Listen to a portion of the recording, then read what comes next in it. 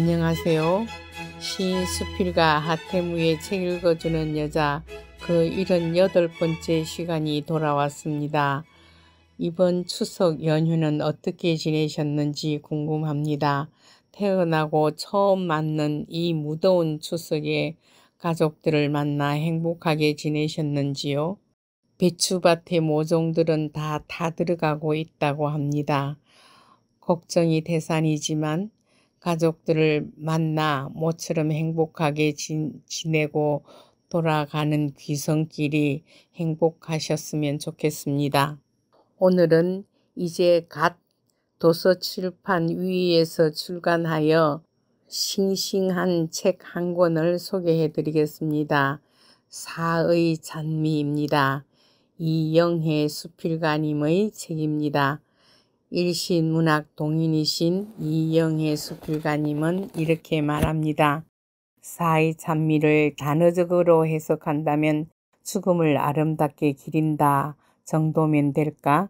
사의 찬미는 윤심덕의 노래 제목이고 윤심덕과 그 연인 김우진이 자살을 함으로써 다른 의미를 낳게 된 어휘로 부상됐다고 할 수 있다. 이제 우리는 모든 살아있는 사람들이 필연적으로 맞이할 수밖에 없는 죽음의 의미를 곱씹어 보지 않을 수 없다. 이렇게 말하는 사의 찬미는 360페이지 죽음, 사랑, 삶 세 부분으로 46편의 수필이 들어있습니다. 그분은 서문에서 이렇게 말합니다. 정의가 무엇인지, 진정으로 추구할 만한 가치는 무엇인지 언제나 심중에서 떠나지 않은 질문이 있다. 그것들을 탐구할 수 있는 길은 결국 생각이 아니고 쓰기와 읽기라는 답을 얻었다. 그리고 그 결과의 하나로 사의 찬미를 세상에 내놓는다. 서울서 태어났지만 한국 전쟁으로 인해 부모님의 본향인 진주에서 진주 여자 중고등학교를 마쳤다. 인근 신동중학교에서 1년여 음악과 미술을 가르쳤다. 서울로 올라와 인쇄와 출판업에 몸담고 일하며 평생 책과 음악을 양식처럼 먹으며 살았다. 새마을 중앙연수원 부설 보육교사 교육원을 수료하였고 얼마 동안 어린이를 돌보는 일을 했다. 늘 글이 쓰고 싶었으나 70이 넘어서 비로소 시간을 내어 2011년에 수필문학으로 등단하였고 수필문학지 등 여러 문학지를 통해 다수의 수필을 발표한 바 있다. 늦게 시작했지만 오랜 세월 곰삭은 각성이 빛을 뚫고 나올 수 있었으면 좋겠다는 신념으로 깊은 사유와 글쓰기를 이어가고 있다. 이제 그분의 죽음 편에 있는 수필 2편을 읽어드리겠습니다.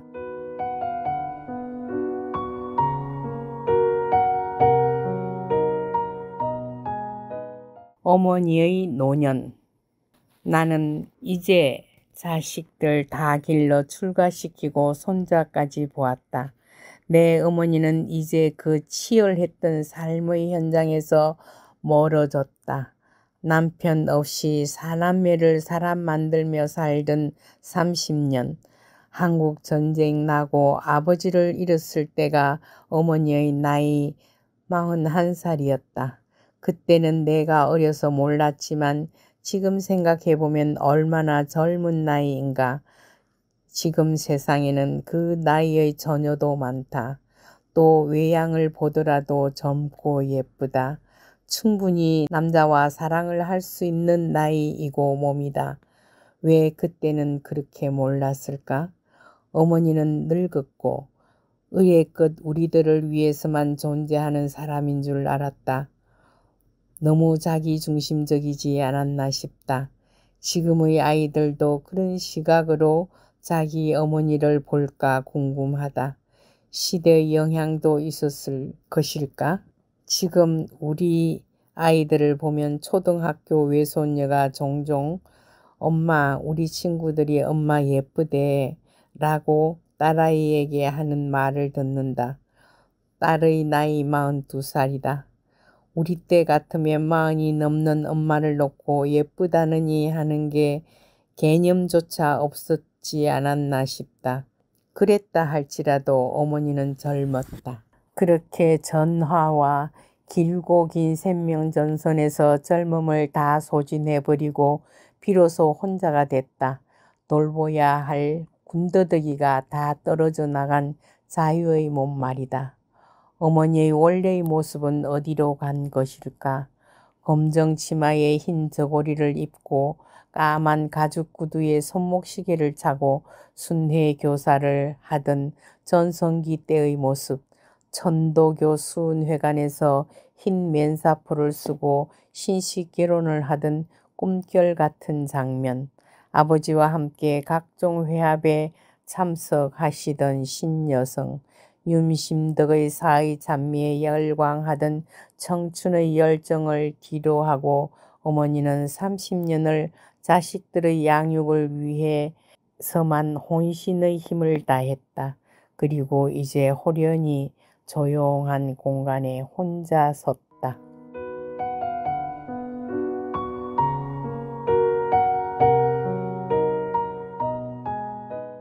백수연, 이영애. 세월이 쉬지 않고 흘러 어머니는 드디어 백수를 맞이하게 됐다. 우리 자손들은 가문의 영광이라고 하면서 종종 어머니 혹은 할머니 텔레비전에 나가셔야 하는 거 아니에요? 라는 말들을 하며 깔깔 웃었다. 텔레비전에 나가지는 않았지만 백수 잔치를 성대하게 하는 날이 왔다. 큼직한 회관을 빌려 구청장과 동네 유지들에게 알렸고 모두들 적극적으로 참석해서 축하해 주었다. 자손이 다 모이니 직계가 23명, 친인척이 30명가량이었다. 우리 여자들은 모두 한복을 입었다. 어머니는 연지 곤지를 바르고 족두리를 쓰고 화롯을 차려 입었다. 커다란 케이크를 앞에 놓고 갖가지 실과와 떡과 다과를 올려 큰 상을 차렸다. 예전에 전통 혼례식을 올릴 때 했던 절차와 비슷했다.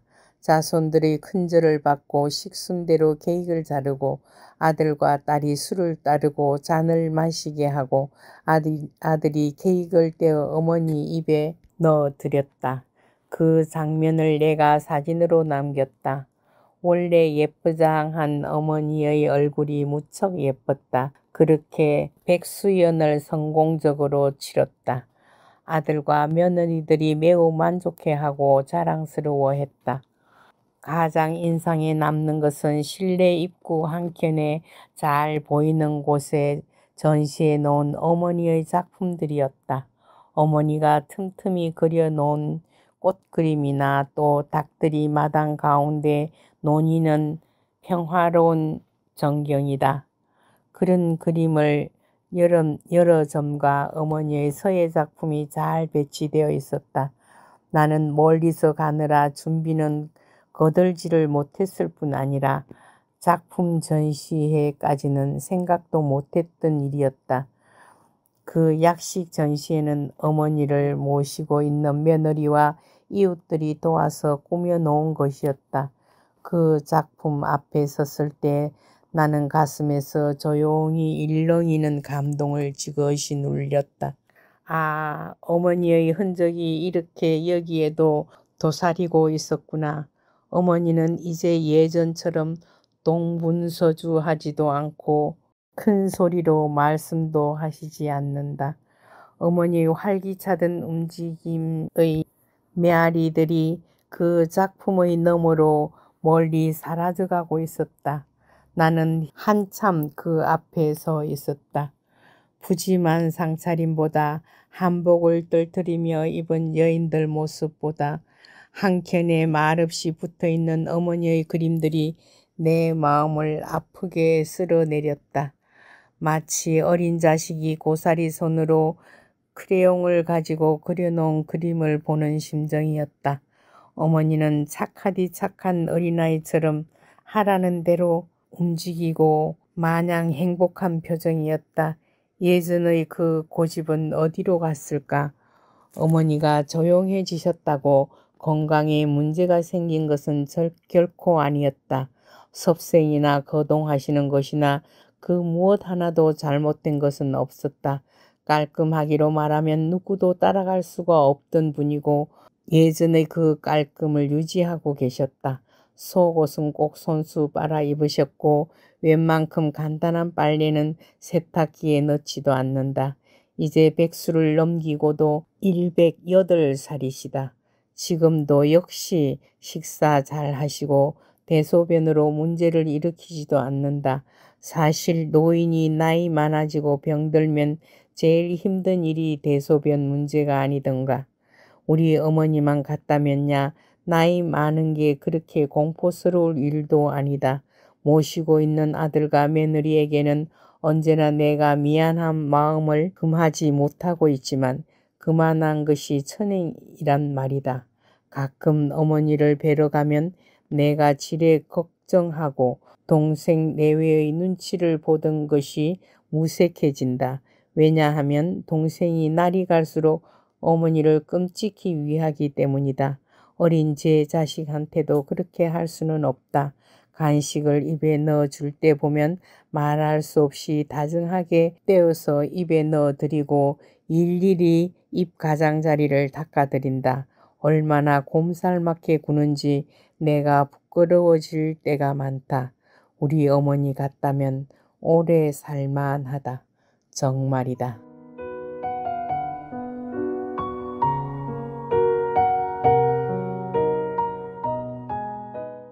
이외에도 깊은 사유가 담긴 46편의 내용들이 있으니 기회 있으면 도서출판 위에서 나온 사의 찬미를 찾아봐 주시기 바랍니다.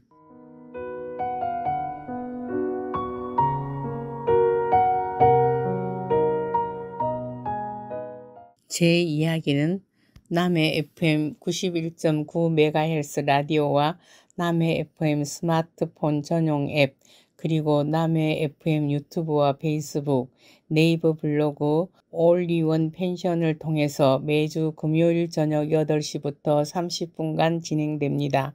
재방송은 매주 일요일 저녁 9시와 화요일 오후 5시 일주일 3차례 진행되고 있습니다.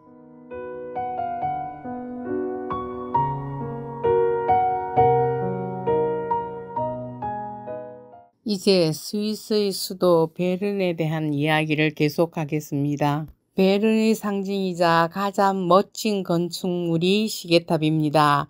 도시가 생성됐던 12세기 후반에 지어지기 시작해 16세기 중반에 완성됐는데 매시 정각 4분 전부터 곰들과 강대들이 나와 춤을 춘다고 합니다. 그 시계탑 아래로 또 트롤리 버스들이 오가는데 시계탑은 감옥탑 이전에 베른의 출입구 역할을 했던 곳이었다고 합니다. 휴일날 스위스 수도 베른이라지만 한적한 거리의 시계탑에 종소리는 흐르고 있습니다. 반짝이는 쇠북을 치는 사나이, 성 베드로 바오로 성당에서 성체 조배를 합니다. 9시가지 분수탑에는 갖가지 모습의 동상에 서서 그 옛날의 세월을 그려내고 있습니다.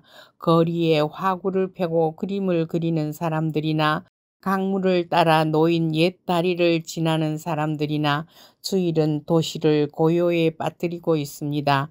도시에도 조찰이 흐르는 아래의 강, 물이 참 맑습니다.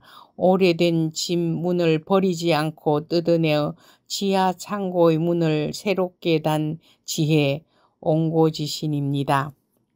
벨은 아인슈타인 집 49번지 앞에 섰습니다. 그가 그곳에 살았다고 합니다. 아인슈타인. 레스토랑이 있어 기웃기웃 아인슈타인의 냄새를 맡으려 했는데 주일이라 문이 닫혔습니다. 9시가지 골목 어디쯤 그는 이곳에서 위대한 진리, 상대성 원리를 만들었었나요? 새로운 지혜가 만들어지는 순간 그의 희열은 어디쯤 얼마나였을까요?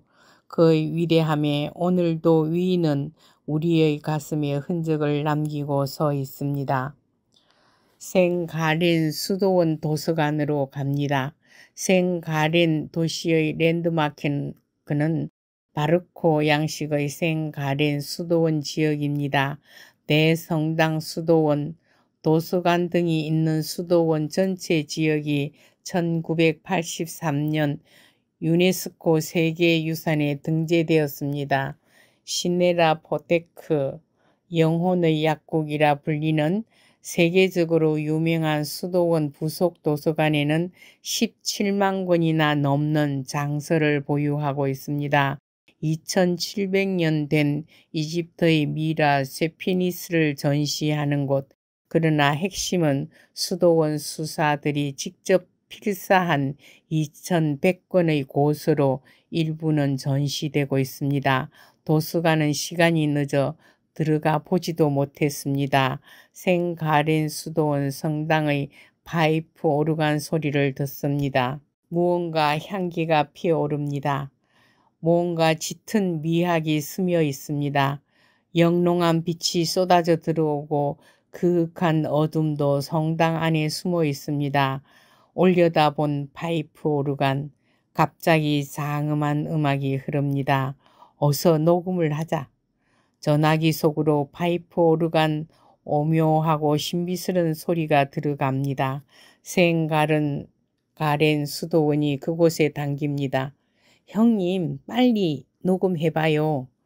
마리아 형님의 전화기 속에도 생가렌 수도원 파이프 오르간 장음하고 거룩한 소리가 담겼습니다.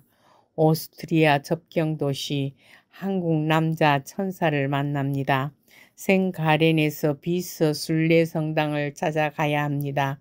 가까이서 자려는데 길 찾기가 매우 어렵습니다. 저물기 전에 그냥 자고 가자고 길에 서 있는 구멍 가게에서 길을 묻습니다. 어디서 왔소? 한국에서 왔어요. 내 파트너가 한국 사람인데. 그러자 안에서 한국 사람인 파트너라는 분이 나타나 근처의 호텔을 잡아주러 따라 났습니다. 천사입니다. 저녁이나 함께 하시지. 독일에서 산다는 그는 바쁜 일 때문에 황황히 일어서 갔습니다. 저녁입니다. 여자 셋, 남자 셋, 남자와 여자는 여자끼리, 남자는 남자끼리 자야 하는 이 호텔. 길낯은 나그네들은 그것도 감지덕지입니다. 방이 2개밖에 없다고 했어요. 끓이고 볶고 부치고 또 한쪽 구석에서 밥을 차려 먹습니다. 나그네 서름이 당깁니다. 누가 시킨다고 이런 일을 할 수 있겠습니까? 그래도 아늑한 방이었습니다. 편안히 잠을 잤던 오스트리아 접경 국경 도시의 밤은 깊어만 갔습니다. 퀴센에서 버스를 타고 노이슈반슈타인성을 오릅니다. 길에서 만난 천사를 따라 노이슈반슈타인성을 올랐습니다. 우리는 길을 모를 때 한국말로 하는 톰톰 내비게이션을 믿지 않고 만나는 사람에게 길을 물었습니다. 서툰 영어로 우리가 만든 여정의 정보가 들어있는 교재용 책자 페이지를 펼치면서 길을 묻습니다. 그들은 거기에 나와 있는 사진과 좌표를 보면서 대개는 앞장서서 길을 안내해 주었습니다. 대부분의 사람들은 다 천사성을 지니고 있었습니다. 얼마나 먼 거리도 우리가 알아들을 때까지 안내해주고 돌아가는 천사들이었습니다. 노이슈반슈타인 성도 그런 천사 청년을 따라 쉽게 올라갔습니다.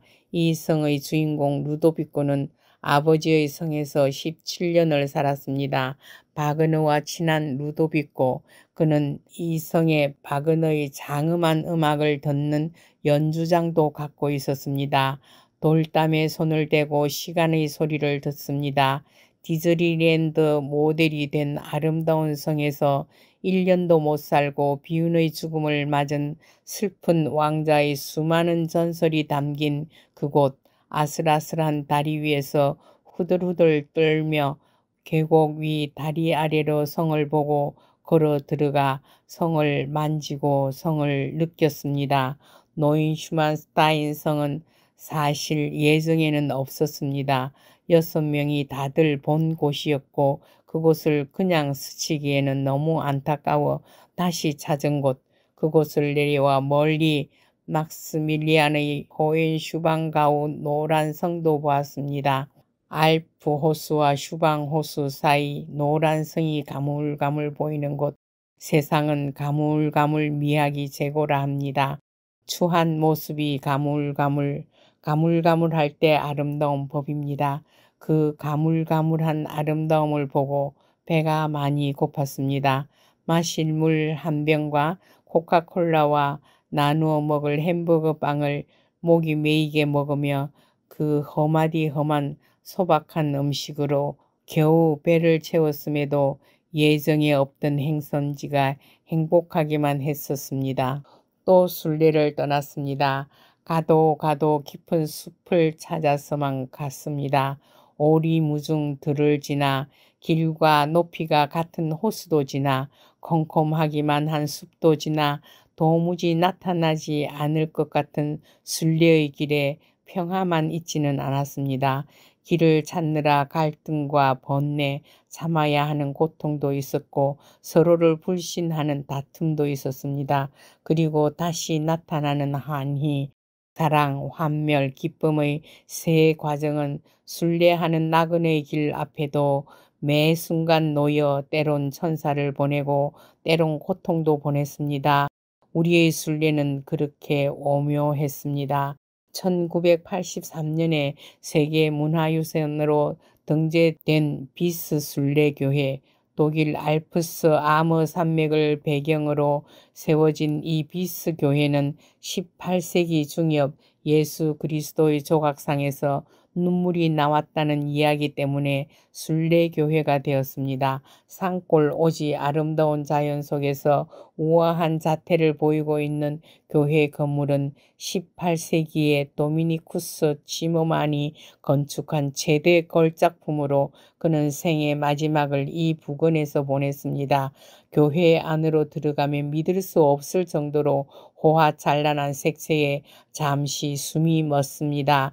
내진과 천장의 프레스코화, 그리고 작은 부분 하나까지도 빠뜨리지 않은 장식의 채색은 건축가의 형인 요한 밥티스트 치어만이 작품입니다. 그리고 아우가 건축을 하고 형은 실내를 꾸몄습니다. 고향을 두고 여기 와 살았던 그들, 나무로 만든 예수님 상에 영험이 있어 오래오래 이 순례교회의 명물이 되었습니다.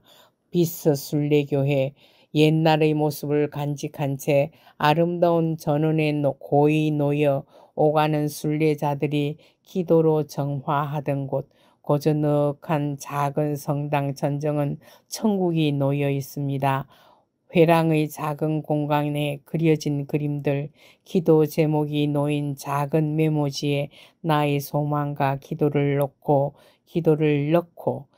성모님 얼굴이 그려진 길다란 초 하나와 기념 목각 하나를 삽니다. 아이들이 마당에 한가로이 놀고 있었습니다.